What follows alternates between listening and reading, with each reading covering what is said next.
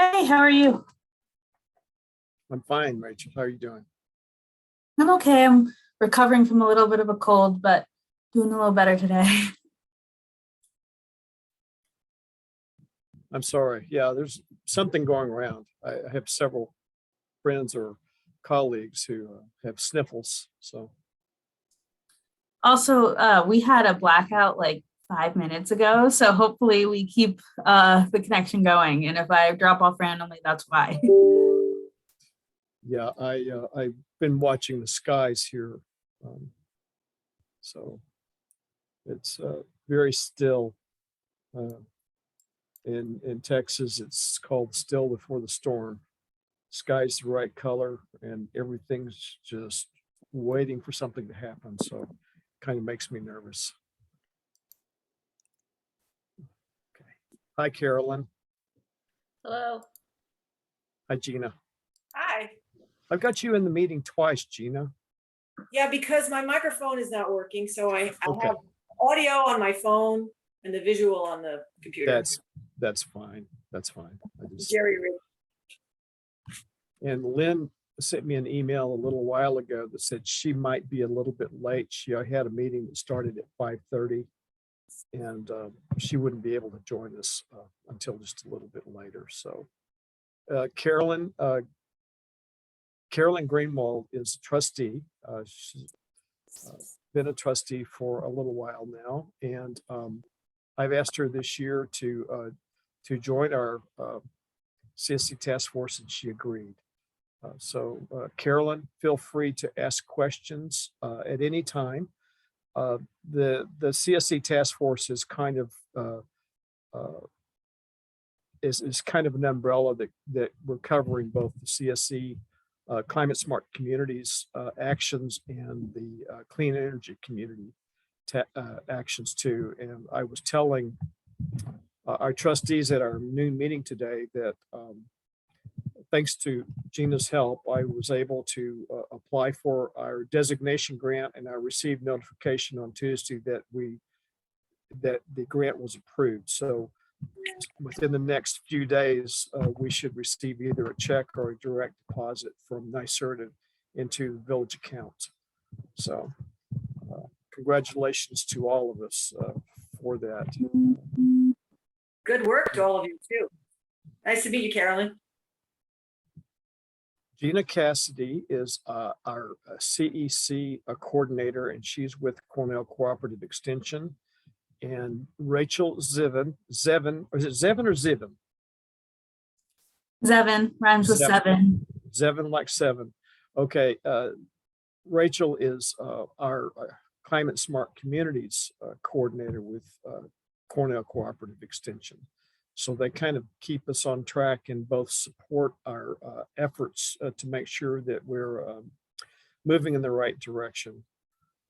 So I sent you all. I just need to open this on my side.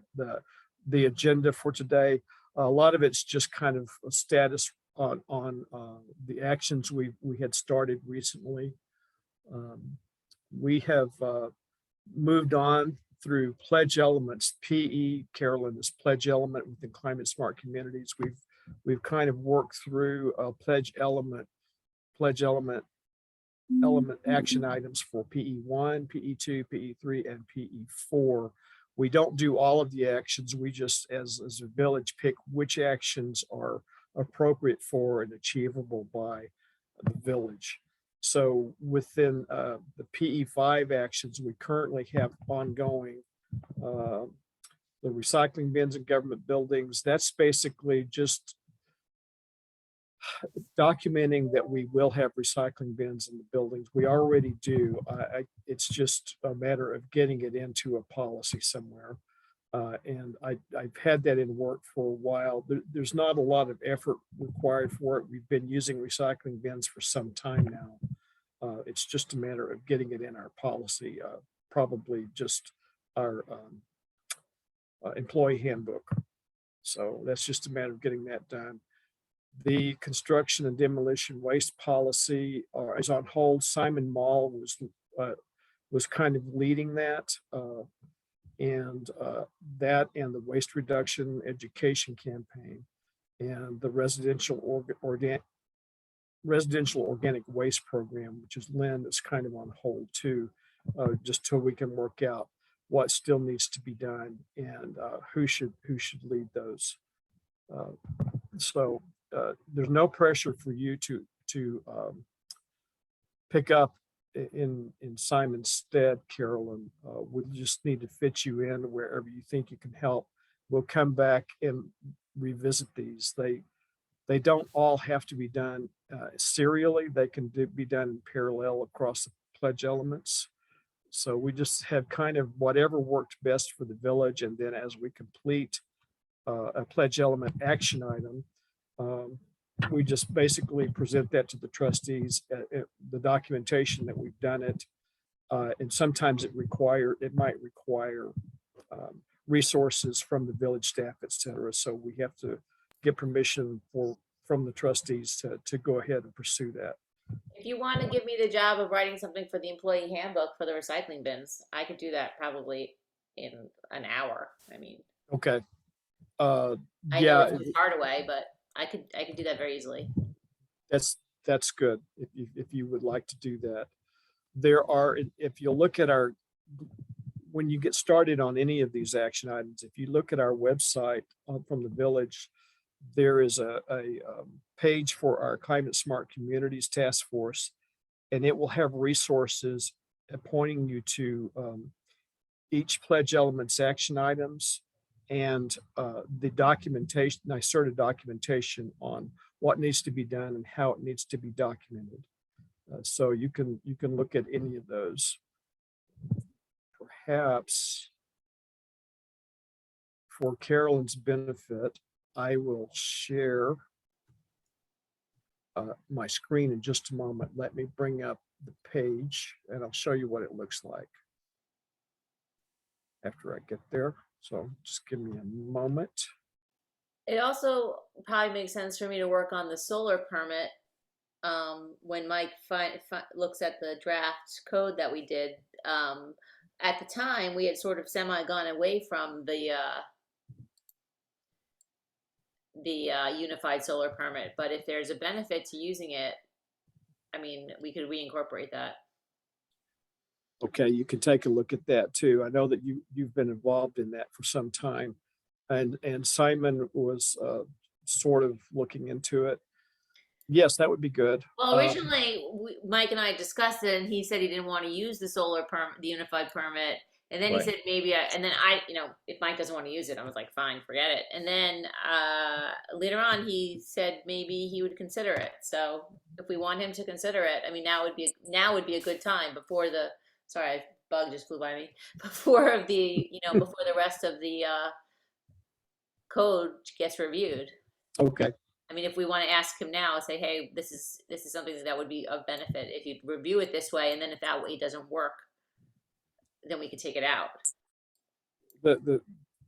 One of the positives about using the unified solar permit is the fact that a lot of the county is already using it, I believe. And a lot of the municipalities might pick up on it too. And you don't have to reinvent the wheel. It's basically the permit. It has a lot more details than the typical person would use, like a residential. But it makes each person or commercial entity, if they haven't already considered it, it asks them all of the right questions and gets responses for. Well, it asks a lot of questions, and Mike thought that it was unnecessarily long and Right. kind of a pain. But Right. But it makes it, there's a lot to be considered for a solar permit. As you're finding out, just getting the solar law through the village there are a lot of questions too. And I think it'll be a similar process for an individual or a commercial entity as they. yeah, I mean, unfortunately, Ronnie, I have to say, like when Tony really thought about these things, it was like well over a year ago. I know. And I'm a little worried at this point that, the law is going to be obsolete and we're going to have to redo it. But we'll see. Yeah, we'll see. We'll see. Okay, let me share my screen. Can I just, I was wondering, when you said the law will be obsolete, couldn't the law say that whatever the current Unified Solar Permit, New York State Unified Solar Permit is in effect? Yeah, it won't be obsolete on that point. It's just in general, things changing so fast within that technology. You know, if we had written that law 5 years ago, it would have been obsolete today, just because of the way that rooftop solar has changed over the course of time. And so what we drafted, which I did look at a lot of unified code stuff from New York State and model laws and what have you, but that was like more than 12 months ago. Okay. I'm sharing. Can everyone see my screen where I'm on the Climate Smart Communities webpage? You'll have to speak up. Nelson, I'm sharing. I can't see faces. Yeah, we can see it. Okay, good. Thank you. So Carolyn, that's this page. We haven't looked. There's a link to the overall website, but if you go down below, there are pledge elements. So pledge element 5, basically there are 3 columns. There are details about the pledge element and its actions. There's an archive. If we've got anything in archive, it will be at this link. And tracking is just kind of a Google sheet that tracks progress. And many of them right now just say planned. They are not completed. So that's what those are. I just wanted to show that to you. And now I will go back.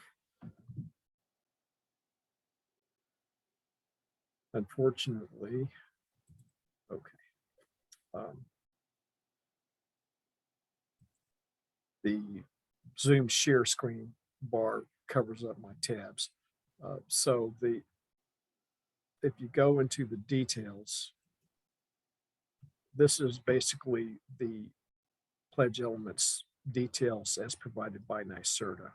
And it's got each action item, how many points we receive if we achieve it, document it, submit it, and it's approved. They aren't approved immediately. Everything is kind of collected, and when we get close to a bronze level within Climate Smart Communities, their next review cycle, we would be included and then start reviewing our all of our submissions, and they'll let us know if anything seems to be missing or they have questions. How many points do we need to get to the next level? Oh, I don't remember offhand. Rachel, do you remember? To get to bronze, you need 120 points. And what do we have? Or we don't, the rest that we used don't necessarily count towards the next level, or they do? No, they do. Everything that you have so far will count. I can look right now and see what your level is at. Okay. So this pretty much would give you information that you would need to pick up any of these action items and start with them. And if I've got any information, I will try to send you what documentation that Simon might have provided in the past. But I think the things we have right now, there's nothing solid. I know that we've had our solar law working, but we had to wait for that to kind of move through the process before we can say we have something. And the Unified Solar Permit is sort of part of that process. So it would be good if you could pick up on that. You've already got an interest in a background and you've been pushing this through. So it's a natural alignment to put you on there too and push it through to the end. So I just checked your online dashboard and you're at 54 points. But I can already see that there's an action that we finished, the climate action plan, that hasn't been added yet. And so I believe you guys are eligible, let me see, for another at least 12 points. And then if you have public outreach, so some public review and comment on the climate action plan, which did you guys do that? I believe so. Yeah. Then that's another 4 points. So that's 16 points on top of the 54. So that's 70 points. And that's already more than halfway to bronze. And we need to check because there might be some other things that you guys completed, like things for CEC that you just need to upload. So you might have some more hidden points that are just not showing up. And Yeah. sorry, remind me again, what do we get at bronze? At bronze, you just get bronze accreditation. It's Gotcha. certification that, yeah, It's it's just a the goal. first step. I mean, obviously everything we're not really doing this for We get a clean earth. points or the medal, bronze, silver, gold. We're not really for that, for whatever helps the village. We might not ever achieve the maximum within the program, but we will do what's right for the village. And while we're doing things that are right for the village, if we get points and awards, it might potentially help us down the road with future state grants. So Yes, but- there are grants associated with our program, and there's leadership boards and such that you would be on, obviously, and a lot of the actions that you can do with our program does lead to cost saving, but unlike CEC, there aren't any direct grants from doing the program. But CEC does reward you for this. We call it crosswalk. There is intersection between the two programs. So we offer one high impact action and 600 points for that action, and when you accumulate 3,000 points, that's a $10,000 grant. So we're sort of progressing slowly but surely in the right direction and getting credit for it along the way. And that's why Gina and Rachel are here to help us to be sure. It's very possible that I have missed submitting documents because I think the climate action plan and so forth happened just around the time that we started our budget cycle. And I got busy and just probably forgot to submit it. So what are the most important things? And then what are the easiest things? Well, the most important things for us are basically we've laid out within the action items we're tracking. If we've planned something, we've considered those the most important. Occasionally we will go back and say, well, we've determined that something we skipped over previously we really should do now because we're more prepared and we see a bigger benefit, but we'll come back and replan it. But from first blush, we went through all of the pledge elements, all of the action items and said, this is probably something we should do, we are doing, or we could do, or we might skip it because, for instance, a reuse program or a recycling program, that's already being done at the county level and we participate in that. So there's no point in us rebuilding or building a whole new wheel. We just work with them. And there are several of those.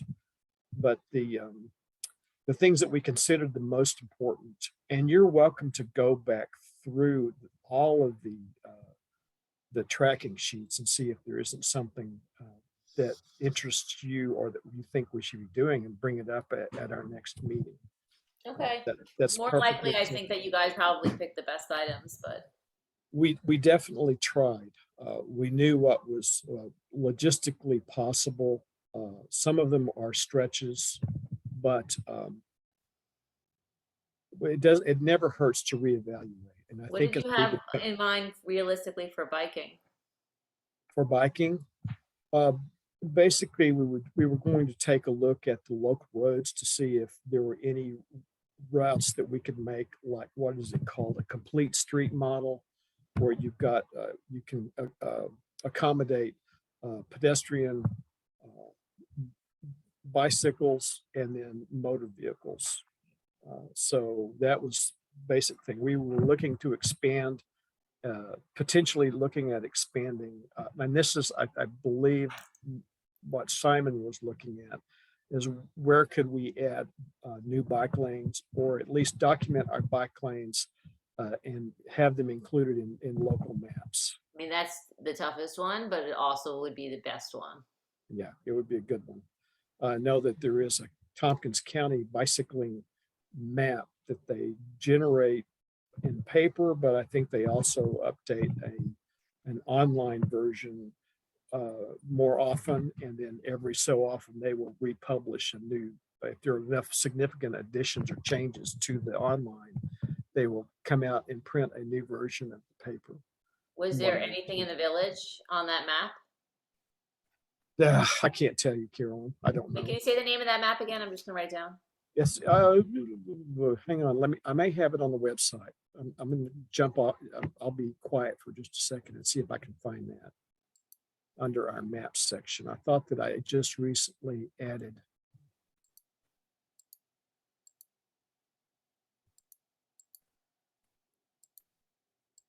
The Ithaca and Tompkins County bicycle map. It's a link on the maps page on our website. It's on the website? Mm-hmm. Okay. And the reason I found that is I recently saw a paper copy and picked one up, and then through that found their website and found that I could actually point to it from our website. And it's got a lot of good maps or a lot of good maps. So let's see that if it will let me get down into the. We had a detail. conversation about colored paints. I don't know if it was when I was on the planning board or if it was with you and the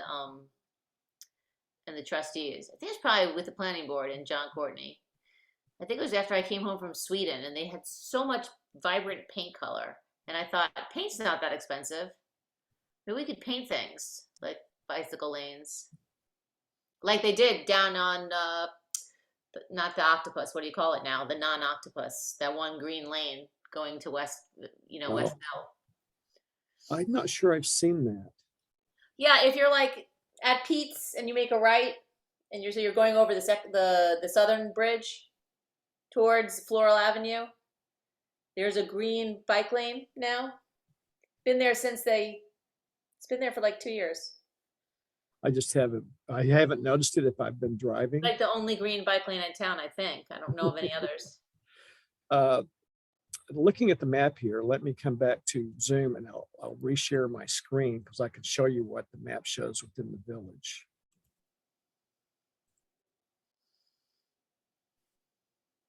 Tell me if you're seeing this. Village of Lansing. These different colors are different types of bike routes. I'm trying to get in a little bit closer where we can see more details. I'll center it just a little bit more. So there's the village, and here are the what they consider bike lanes. And the legend. Let me back out a little bit. Let's see if I can find the legend. Legend might be on another page. Well, I mean, if we could make a loop that we could paint, it would be ambitious, but that would be ambitious, but also potentially doable. Yeah, that's true. Because I mean, I see you have a loop there, and maybe it's just the Burdick Hill, Cayuga Heights. What do they call that? Oh, it's Cayuga Heights Road. Like maybe that green loop right there, we could maybe see if we could paint that in, like paint a bike lane and call it and name it something. Yeah, and John Courtney would tell us if there's a state DOT reason that we can't do something like. Oops, sorry, jumping around too much. It's true that loop would hit. It would hit 34, which is less than ideal for that one little bit. Where you have to go off of Burdick Hill, Yeah, right here, right there. Yeah, I mean, if we could just create a loop. I mean, I guess it doesn't have to be a loop. And then give it a name, and then paint a bike lane. Yeah. I don't know. And I think it runs also that it's. I just don't have. These are not bike lanes, though. These are just roads. Yeah. Well, These are I just think examples of roads. They show that that. Like this, I think, is a trail. No, it's not. That's That's definitely way. Okay. That's just a road. Yeah, it's a road you could bike up. Right, it's, you can bike on it, but there's not necessarily a separate lane just for pedestrians or bikes. No.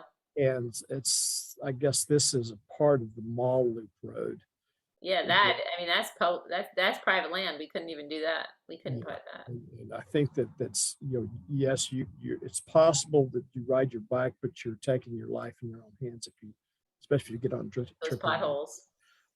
Yeah, but I see what you're saying. This loop right here, and there's actually a really good bike and pedestrian path on Warren Road. I don't know. I guess it's just because of the amount of traffic that they have it yellow, but it's possible that if we saw that we could paint these, that we could also do, if we would have to get permission from the county, since this is a county road. Warren would be great because it's flat-ish. Yeah. And long. Yeah. This, And I know a lot of people ride that path from Borg Warner. for expanding this biking and the work that you're doing here, there's two actions that for sure I think this could get you guys points under. There's planning for biking and walking, which I think it's like 3 points for just having the plans in place, which definitely should be easy peasy if you just like put this all down. And then there's, if you actually do like make those infrastructure changes, you could get points for expanding the biking places, improving bike parking, which maybe can be done for relatively cheap, improving signage for both biking and pedestrians. And then there's even more points if you wanted to do a bike share program. I don't know if that's something that would be of interest. That might be too much. And then finally, there is a priority action, and just for everyone's knowledge, priority actions are actions that the DEC has designated as like the really good ones that they want you to target. They tend to take a little bit more work, and you need 3 of them to get to bronze, but you guys, when you finish your NRI, will be at 3. So it would be going above and beyond if you did another one. And it's called the Complete Streets Policy. And that is like developing a whole policy around complete streets. So that includes infrastructure for biking, walking, buses, and all of that, like taking that whole idea. So that one is a bit grander, but if you did want to go on to the next level beyond bronze, it would be definitely a good place to start. Okay. Well, a lot of our streets just have naturally gravitated to some of that. It's not, all of that might not be available on one street, but the streets within the village, we already accommodate pedestrians through pedestrian walkways on the road, or sidewalks, which we have a sidewalk plan now. So we're going to increase our sidewalks. We basically have buses, pedestrians, bikes, and then so we've got some of that. I guess it's a matter of incorporating that into a complete streets plan for the village and take into consideration what already exists and what we might do in the future. So we could look into that. So, but yeah, the painting, Carolyn, is a good idea. I think most people that bike already know these routes, but for new residents, it would be helpful. For sure. Well, I think that the Floral Avenue roadway, I mean, it's not Floral, it's state leading to Floral. I think that's painted as sort of like both an encouragement to bikers and a safety mechanism, more than telling them where the roads are. Right. And so for Warren, because like you said, it is a fast traffic road, a designated sort of green, I think would both encourage bikers and make them feel safer. Right. Maybe that's a false sense of security too. Right. So do you know if the green path that's already painted, is that for bicycles only? Yes, but I drive in it almost every day. Well, okay, what happens is I drive up this every day driving Jamie to LICS, and the left turn lane gets clogged and it blocks the traffic. And you can go to LICS by turning left or going straight, and I always want to go straight. So I kind of always go like this. and then I go up. So I have two wheels in it almost every morning. Okay. But Well, I was curious if they also allow pedestrians to use it or if it's bicycles only. Because I've never seen a pedestrian because there's a sidewalk. You would not. I mean, you could, but any pedestrian is going to take the sidewalk. It's much safer. Okay, all right. Well, there's no sidewalk on Warren, so I don't know if we painted it green for bicycle, that might give the false impression that only bicycles could use it. But I know that both sides of the Warren Road stretch that I've walked on, I've seen bikes and pedestrians sharing. It's an extra wide shoulder.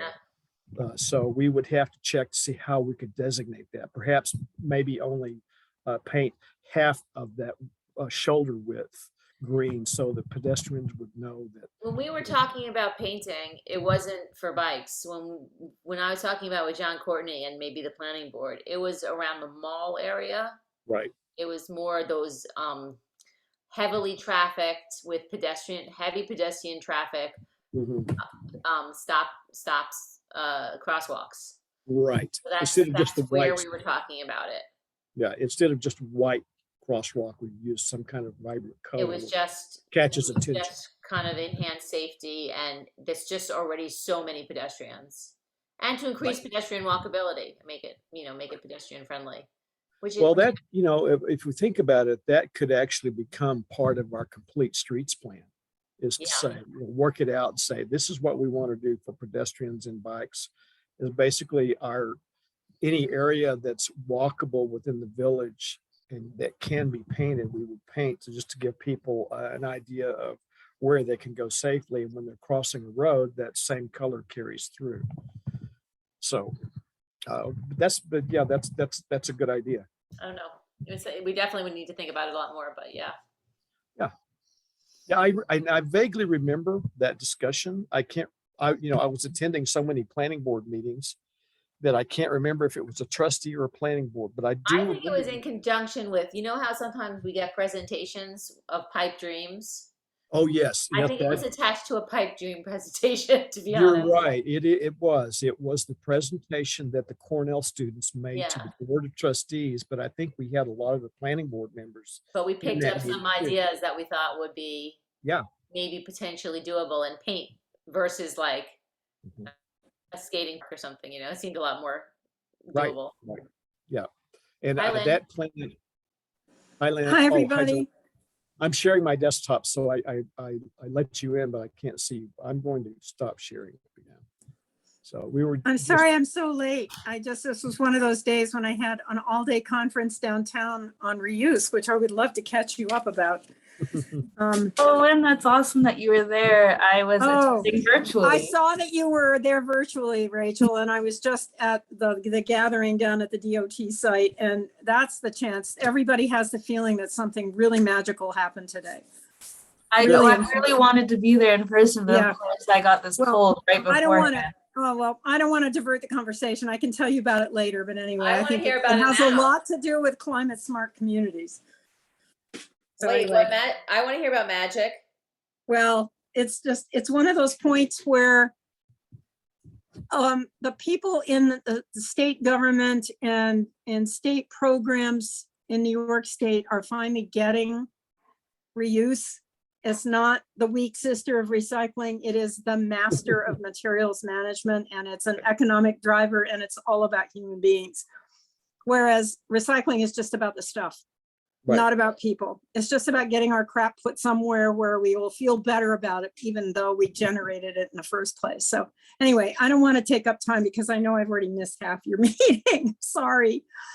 That's okay. We're just kind of going through the status haphazardly because we're trying to get Carolyn caught up with what we've been doing, and she's had some great ideas in her first meeting already. So there's no problem with that. Great. I had sent you all the agenda, and it's got the status. I don't have to read it to you anyway. But we were just I was showing Carolyn our website and the things we've got going on, and she was bringing up some ideas. So within the PE6, the comprehensive plan, I have submitted that to NYSERDA. as part. So we've already submitted that because we've had a comprehensive plan for some time. I just had to add some documentation around it. So I have completed that. So it's already within our documents. Unified solar permit we've been talking about. Carolyn's going to take over that and kind of work that into our new solar law. She's going to work with Mike Scott on that, which is perfect. We were talking about the bicycling and walking just now, and I was showing them the county map of all of the bicycling paths. So the alternative fuel infrastructure, that's on hold. It's not really on hold. Part of TCOG this year is looking at how we might possibly do a shared services among the county and local municipalities to implement. It was my idea, but it's kind of being molded around on focus on getting charging stations within the county and the municipalities that all look kind of the same. So when someone drives by something, they will know that this is a charging station, and we can look at potentially purchasing in bulk charging stations through a provider. That's this all assuming that with the current conditions, we can get charging stations. And buy in bulk and get them installed in bulk and save us all money while at the same time improving the alternative fuel infrastructure. So that's kind of in discussion right now. And we're getting some feedback from municipalities of what they're looking at. For the village, I was looking at parks, all of our parks having, one or two charging stations there. We would have one at our village campus.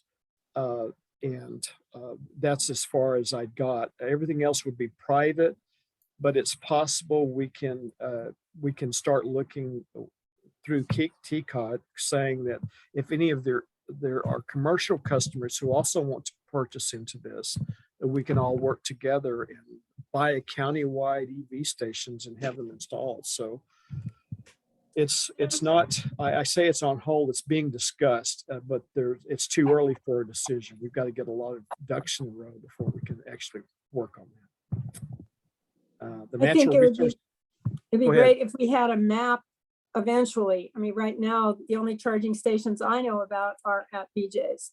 BJ's, right. And that's a start, but we could then have a village map to show where all the active charging stations are. Is there one at the airport?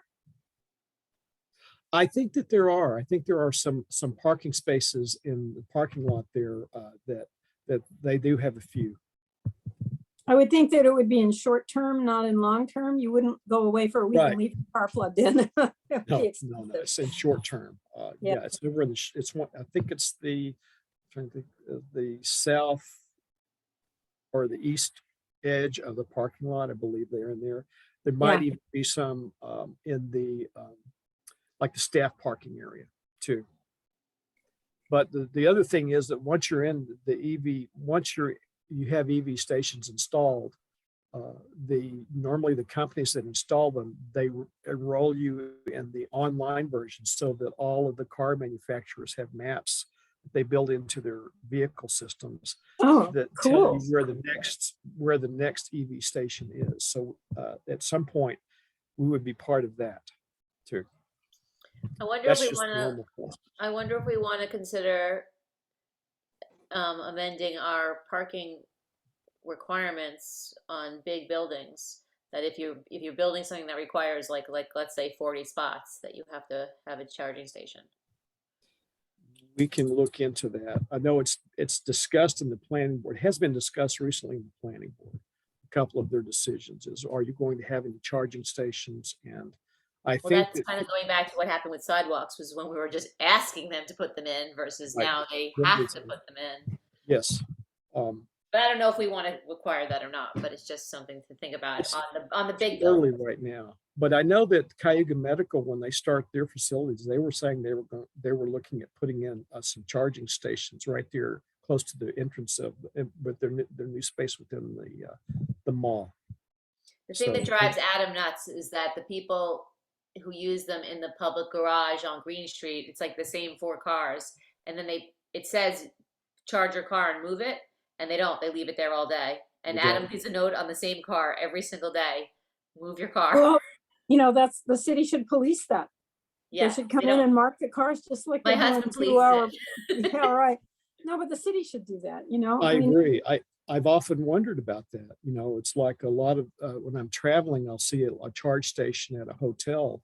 And I'm thinking, well, there's a car plugged in. Well, what if that person never moves the car? They're the only car that gets to charge. That's It's exactly what fair. happened. It's I not fair. would, what another way of, it was in my mind, if you're good, if you're plugged into that and you're not charging, you're still getting billed. That would get them to move their car pretty fast. That would solve the Oh, problem. yeah. That would solve I- it really fast. Yeah. They would pay attention anyway. Okay, so the next thing is on this list, the natural resources inventory. Rachel has been working up our initial draft. Rachel, can you give us a status on that? Sure. So if you want, I can screen share or not.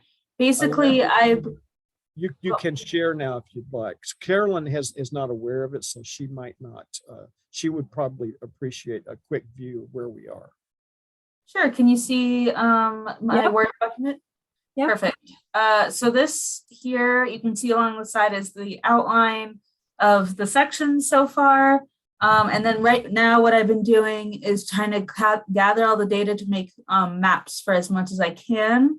I've done, some of it was easier to find than others. And I've done most of what was relatively easy to find data. So I'm going to be doing a little bit more to see if I can fill in a few more gaps, but I do have a good basis so far.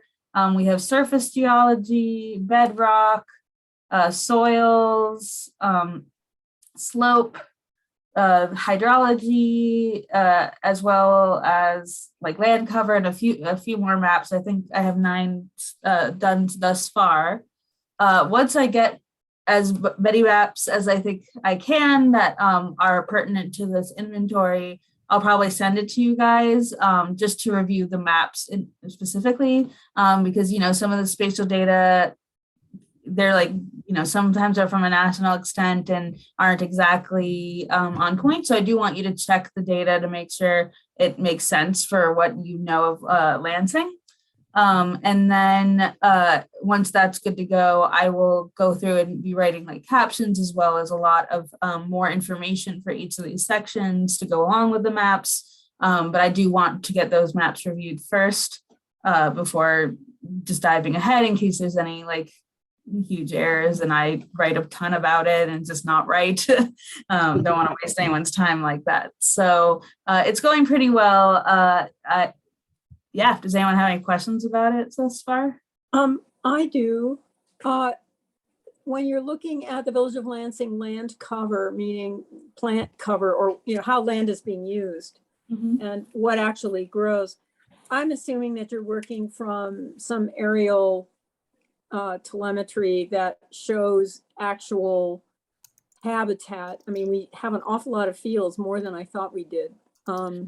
Yeah, so this is from the National Land Cover Database. I will write a bit about the data source in there. They use a mixture of just aerial imagery and like basically different modeling that goes along with it that's specific towards your region. And generally it's pretty accurate. I mean, you can see it notices where the roads are, which is pretty interesting. It's got the airport here and the mall. But they're definitely, the difference between mixed and scrub shrub is not always super apparent. So it is good to, understand that there could be ground validation as well. And I just think it's really important that we have a baseline of the forest cover to show, to compare to in future years, because we are losing forest cover. It's just happening more and more as we develop. It's, the whole Bomax development took out acres and acres of forest cover.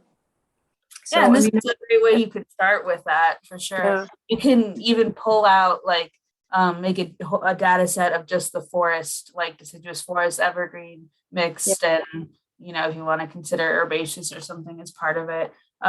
If you wanted, we could definitely do that as well. Probably It find just- more land cover as well. Could we, Rachel, do you think we could potentially do like a green space map that shows like similar to what Glenn was just talking about, is forest and not necessarily the pastures, but green space, view sheds and so forth like that? Well, it depends on exactly how you want to do that. We could definitely do areas that the NLC, like a land cover database, defines as green space.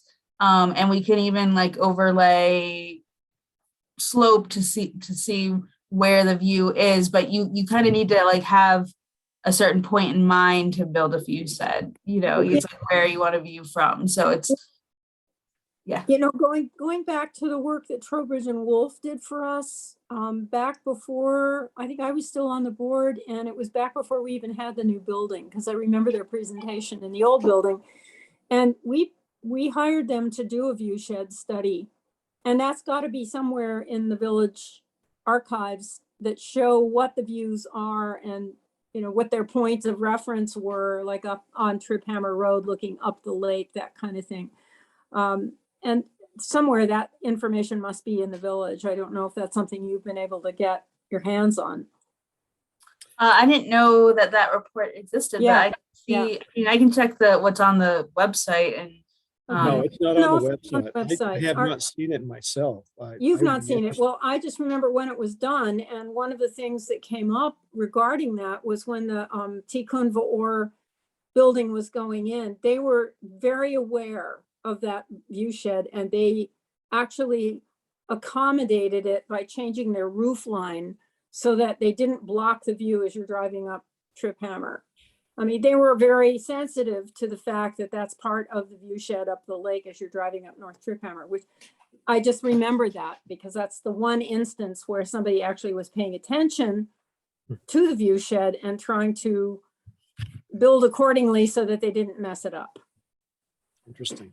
Yeah, and just like definitely I would love to see that study, but if there are like specific locations that like have views right now that you want to build a view shed map, I can do that. I just need to know like what points you want the view from. Yeah, That well, might be Trip some Hammer input from Road. us. The next step after we review these Yeah. maps, we might be able to come up with, could we get a detailed map of these things? And we'll submit that as part of our input to this process. Yeah, I mean, And I don't think, excuse me, Lynn. no, go ahead. I just want to be sure that we're not putting in details that's just going to muddy the waters for the NRI. Right. And it's subjective, Right. a little bit subjective. It is subjective, but if it helps us with our long-term plans for the green spaces, greenways and so forth, that would be good too. But so if we start asking you for things that are a lot of work for very little long-term payback related to this report, Right. just let us know. Okay, I'll let you know. Yeah, a lot of it depends on what sort of data I have, but I do think I can do because I have a slope and a digital elevation model that I can do the kind of work that you're interested with the view shed. Yeah, thank you. And Lynn, if you would please, can you send an email to Rachel and or I with the name of that report so that we can ask Jody where it's been archived? It might have already been digitized even through the digitization process that we've been going through with the county. But I know that I've never seen that report. I'm beginning to think that it might have had something to do with the North Trip rebuild. Ah, okay. Well, It might have been linked to that. It's been a long time, Ronnie, but Okay. I just very, very clearly remember that we hired them to do a view shed so that Okay. we were sensitive to what North Trip Hammer was going to look like with the rebuild. Right. Well, I- there is a lot of documentation related to the North Trip Hammer rebuild. So I'll dig around in there too to see if it's embedded Okay, within. But I'll send you an email, just tell you what it was. I don't know what the title is. I just know who did it. It Okay. was Catherine All right. Wolf was the one who worked on it. Well, that'll help us track it down and maybe we can use it as here's a baseline from X years ago. And here's what we have now. So, obviously we're not going in the right direction, or we are, maybe. But thank you, Lynn. That's good input. Sure. And thanks, Rachel. When do you think you'll have something for us? I'm not pressuring you. I'm just trying to get a plan. I think I'm probably gonna spend like a few more weeks trying to get some of these areas filled. Like I want to see if I can get some better information on the parks, and not have to physically draw. I am capable of physically, just like drawing out the parcels, which if necessary I will do, but I'm gonna do a little bit more searching to see if I can get just a tiny bit more data on some of this stuff. Otherwise, I will send it to you and as is. And if you see like any gaps, like I said, I can digitize things myself. But then I'll just need to know like exactly like what areas you're talking about and probably consult some Google Earth imagery and such. But I have done those sort of things in the past, so it's not unheard of for me. I know that Larry Bieri created, Larry and I together, Larry did most of the work. I did a little bit of the work on it. We made a Google map of just the park spaces. Would that be helpful? Okay, I will find the link to that map and I will send that to you. I can send it to everyone here if you'd like. It's part of the new Greenway plan update as far as having an online resource for our for the greenways, and it's got all of our parks and trails, and they're layers within the Google map that you can turn on and off. Perfect. I am very well used to converting in and out of Google Maps because often when I would like send people off to do things, I would have to convert my things into a Google Map format. So I'm definitely used to it. So please send me that. And yeah, that would be very helpful. I'll just copy everyone that's in this meeting when I do that. It's already an existing resource. It's just that our updated plan is still going through an evolution of review and cleanup before we will release it. But that's ready. That's perfect. Yeah. Awesome. Okay. Good deal. Thank you. So that's all we have tonight for the climate smart communities, and the rest of the meeting is basically the CEC planning. Like I said, the grant, we've got our designation grant award as of Tuesday. Unified solar permit, Carolyn, when you're working in CSC, you're working CEC, so we can be, it's a two-track thing. And it's really nice that the two programs work well together. We've already got documentation for any of these where we show points. They've already been submitted, and they are what helped us get our designation grant because we got so many done. Climate Smart Communities certification, that's not going to be in process until we get our bronze certification. So LED streetlights we've already done, benchmarking of municipal and advanced buildings. The municipal, for some reason, was rejected, but there's so few points, we're not really going to pursue that right now. I thought we did everything correct, but for some reason they rejected it. We don't know why. But with Gina's help, we decided that it really wasn't worth a lot more effort because it wasn't that much of a payback for us. We've done the work. We've done some benchmarking. We track through Energy Star Portfolio Manager our energy usage every year. We've got, basically we're focusing on gas and electricity. At some point we can start tracking water usage, etc. But we have started it, but for some reason they rejected it as not a formal municipal building benchmark. So the New York Stretch Energy Code, Mike was still considering an early adoption for that, much longer. We're not going to be an early adopter, so it's not a big deal. It's more work on his side, and being a one-person code enforcement office, it might be asking him to take on too much this time. But he is considering it, and if he thinks it's possible, he's going to propose that to the trustees. The community campaigns, Gina has been trying to help me with the community solar and clean heating and cooling energy efficiency. Those campaigns, we're working, but they're not completed yet. We've got to schedule some.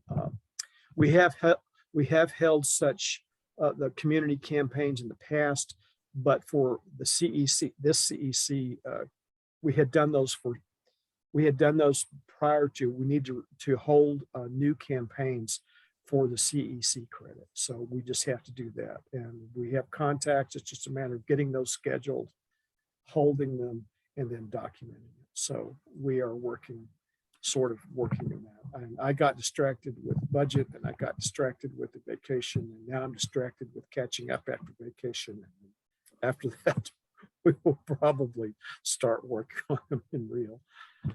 Sorry. Hi, Lynn.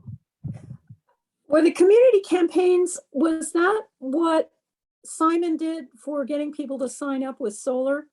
Yes. And okay, Yes, and we did one with the clean heating and cooling with Lisa Marshall and Heat Heat Smart. So we'll just do 2 more similar to that, if not more. They can be slightly different. We can add more details, and they could last longer. We didn't get a lot of turnout for either campaign, but we would need to get credit. I think we would have to get so many more new signups for some of the credit. Isn't that correct, Gina? So Yeah. we would have to kind of plan that and refocus energy and get more people to sign up for solar energy or the Heat Smart. So that's all I have for tonight. Any additional topics? Carolyn, do you have any more questions? Or So how often does this group meet? we meet monthly. It will be the third Thursday, I think. Let me double check that. Yeah, the third what is Thursday of today? every month. third Thursday. Third Thursday. And then the last Thursday of every month, I have Greenway Committee. So sometimes they've done a week back-to-back weeks, but third Thursday of every month. And I will send out an agenda. I try to do it a week, but sometimes it's not quite a week between meetings. So you should have a heads up in time with the agenda and a Zoom meeting invitation. We're still under, if you got an email from me that showed that the New York disaster emergency or emergency disaster, I can't remember which one, was extended for another month to July 14th. So we can still meet. At some point though, Carolyn, you, Lynn, and I are voting members, and we would have to be In person. at the village hall. Everyone else could join us remotely. It's been so nice not having to drive up there. Oh, I know. know. Yeah. Go, but It's nice to be in the 21st century. I know. So, but the I don't state have any rules other are state questions. rules. Okay. Anything else, Carolyn? No. Gina, do you have anything? I just wanted to know if you wanted me to display the points estimator for Carolyn's benefit so she could see all the choices. Oh, yeah, that's a good idea. Let her show her. That's just how we track our points for the clean energy community.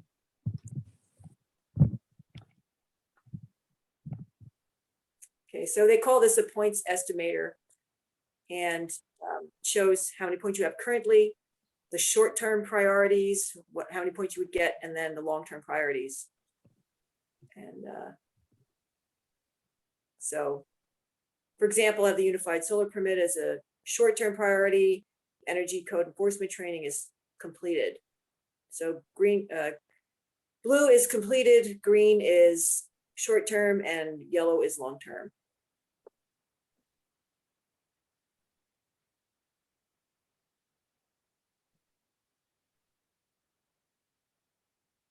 And I did want to say, I don't know if you were aware of this, Ronnie, but with the clean heating and cooling campaign, Lisa Marshall is not going to be involved with that anymore.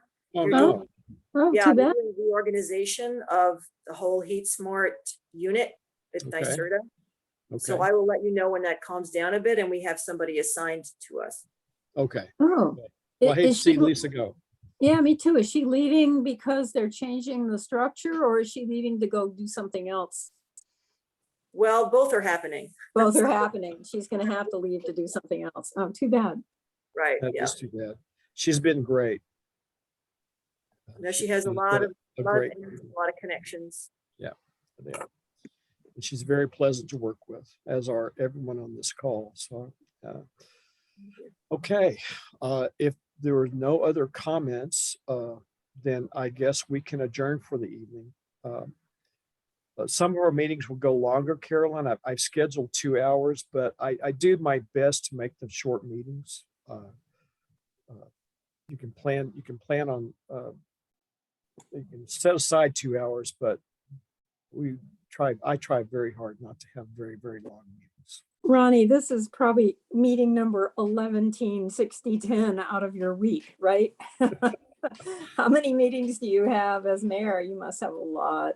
I don't even want to count them. It's Don't too count. depressing. It's too depressing. terrible. So yeah, if we, But you know, I learn a lot and I assist a lot. So everyone has meetings anymore. well, thank you for This is bottom continuing to line. run this one.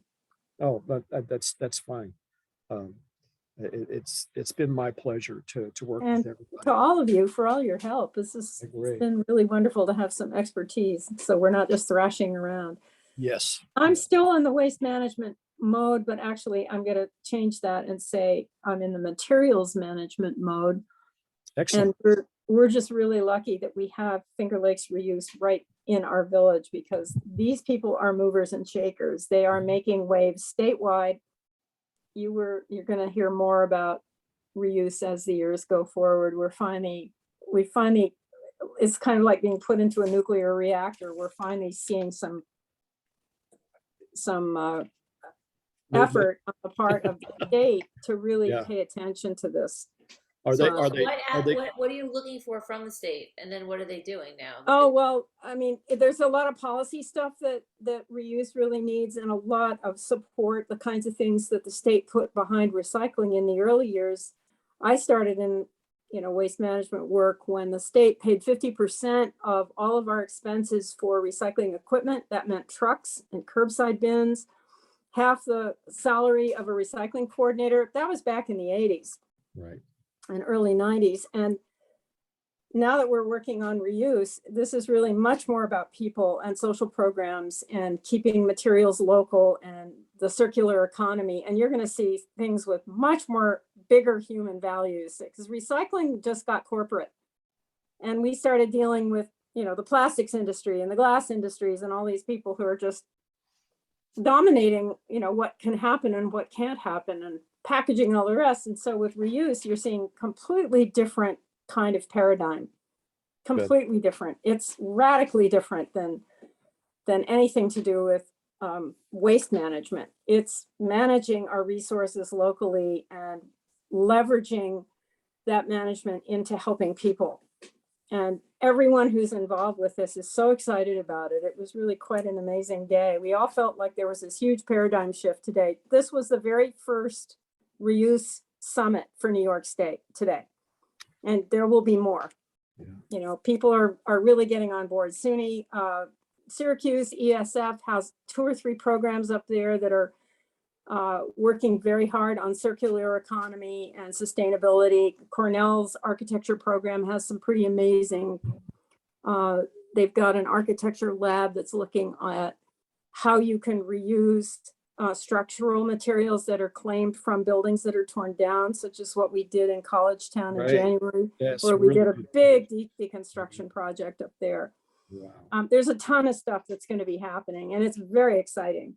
It doesn't affect us as a village per se, but it does give villagers the opportunity to reduce their own waste streams by having a place to take stuff and a place to buy stuff and feel a lot better. A model for identifying what you can and can't do.